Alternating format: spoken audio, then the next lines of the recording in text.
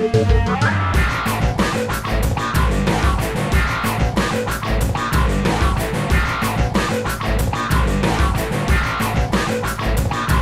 and welcome to the definitive San Diego Comic-Con 2011 rundown.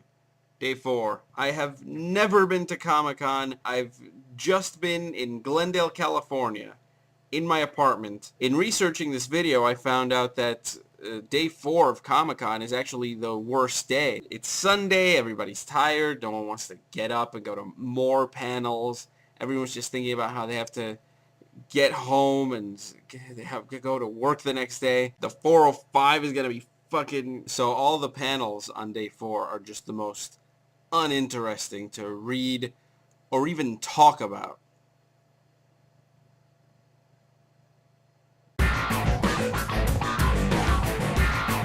Movies. There was a panel for the new direct-to-video film Tom and Jerry and the Wizard of Oz. It's basically an animated version of the 1939 Wizard of Oz, except Tom and Jerry are also there.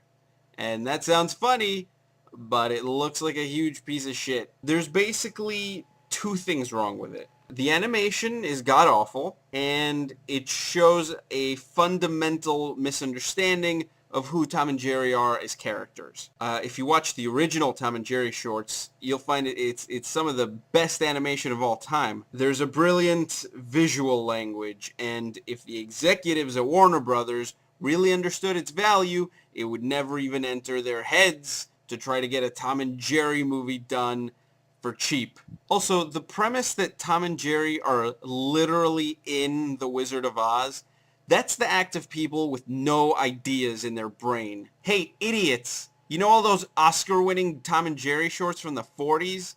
Were they good because the characters were clever and funny, or because they were injected into gimmick situations? Here's a typical premise from one of those old shorts.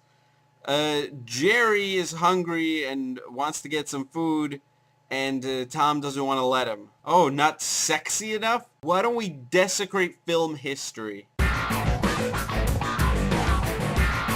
TV. Young Justice is an animated series about the sort of junior Justice League of all the sidekicks in the DC universe. It's quite good. And Danica McKellar, someone you might know as Winnie Cooper from The Wonder Years. She also, she does these books trying to get, like, girls to like math. She voices Miss Martian on the show. That's the daughter of the Martian Manhunter. I thought he was the last Martian, so how did he have a daughter? And usually whenever an animated show needs to record a kissing scene, they just have the voice actor kind of like kiss their hands just for the sound of it. But Danica McKellar said that for an upcoming episode, they actually had her go in the booth and kiss the actor who voices Superboy for a scene where their characters kiss. Okay.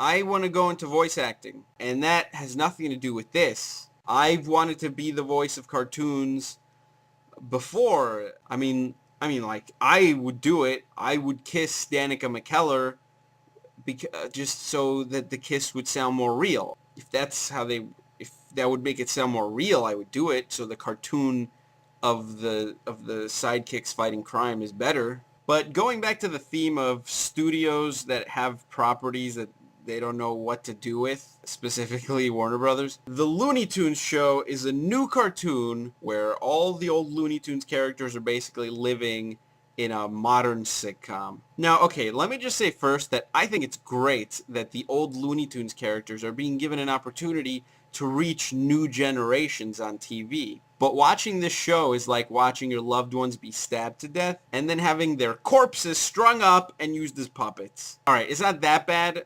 I'll say this, I started to watch an episode, and the animation is pretty funny. Like, I was laughing right up until the characters talked. Because the problem with this show is in the writing, and, you know, I hate to slag off writers, but if the show had some fucking better writers, with the same premise and the same animation, it would totally work. But right now the show sucks. I haven't decided if it's worse than Lunatics Unleashed. but that statement right there is pretty bad. Video games.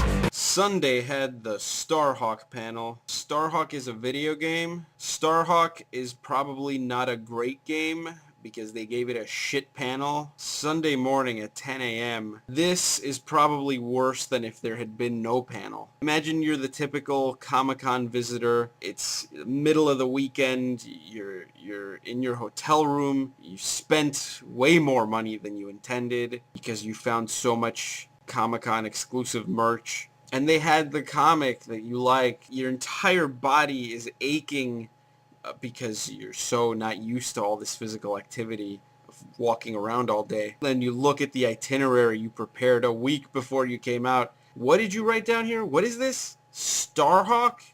No. Toys. Well, there weren't a lot of good toy panels either, but at the Ball Jointed Dolls Collectors Group. What? Comic books. There was a panel about comic book fairs and how you can use comics as a literacy tool to help children. There was a panel called Women of Marvel, which featured female writers and artists that worked for Marvel. The point of the panel was to show girl comic book fans that it's not just a boys' club. They can work in comics if they want to. The women on the panel spent a lot of time complaining about how stupid it was that the panel was even there and hoping that it wouldn't exist in the future. Yeah, I agree. I don't want people writing my comic books just because they were selectively encouraged to do so just for the sake of equality. People should write comics because that's what they want to do, no matter what the obstacles are. And to tell you the truth, I don't think I even read any comics written by women. Because when a woman writes a comic book, it's kind of like, hey, I heard Superman was making out with Wonder Woman. And P.S., it was hot. Who told you that? Power Girl. Oh, well, I don't listen to anything she says because she's a bitch. And this last one really has no category. It's just the Comic-Con talkback. There was a panel where people were asked to just come out and say what they liked or didn't like about Comic-Con. I don't know what they said at this panel, but I would say there seems to be a general consensus among people who went to Comic-Con about what was wrong with it, starting with the lines. There's too many people at Comic-Con, so the lines are overwhelming. You could stand in line for 3 hours and still not get into the panel you were waiting for. What's the solution? Is there a bigger venue where they could have Comic-Con? Like a series of underground caves like Zion? They also complained that they weren't clearing out the halls between panels. So if a guy shows up in the morning to see the Pokemon panel, he gets to just stay in there as long as he wants. He could see every panel they have in that hall for the entire day, while people are standing in line outside for hours, possibly not getting in. This is an easy fix. I think they should just empty the halls between panels. Why weren't they doing that already? Is it difficult to clear nerds out of rooms? Just tell them Patrick Stewart's outside. I was also reading this site where a guy complained that they were selling advance tickets to next year's Comic-Con, and they were extremely limited because they didn't want to sell out yet. People were getting in line like the night before. So you had people at Comic-Con 2011 missing events because they were waiting in line to buy tickets for Comic-Con 2012. And you have to go to Comic-Con 2012 if you want to get those early tickets for Comic-Con 2013. You're buying tickets to buying tickets. And for what? So you can dress up like the Punisher and find out movie news and read comic books?